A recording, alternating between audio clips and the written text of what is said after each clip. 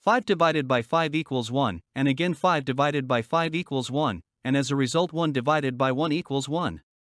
But this answer is completely wrong because we didn't follow the PEMDAS rule. PEMDAS is an acronym that shows the order of operations in math. P stands for parentheses, E for exponents, M for multiplication, D for division, A for addition, and S for subtraction. Operations inside parentheses and exponents are done first, then multiplication/division, and finally addition/subtraction from left to right. Multiplication and division, as well as addition and subtraction, have equal priority. Thank you for staying with us until now.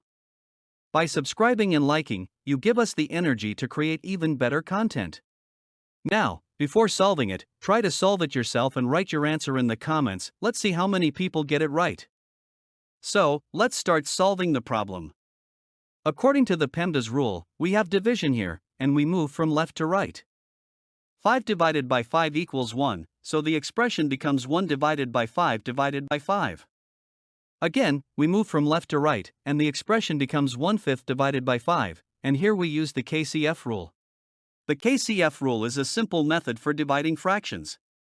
According to this rule, we first keep the first fraction as it is, keep, then change the division sign to multiplication, change, and finally flip the second fraction to its reciprocal, flip.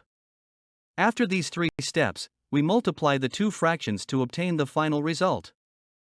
Now, according to the KCF rule, we keep 1/5, change the division sign to multiplication, and take the reciprocal of the second term, which is 5, making it 1/5. Then we multiply 1/5 by 1/5, and the result is 1/25. That's all for this one. Join our growing community by subscribing today. Let us know in the comments what you want to see next.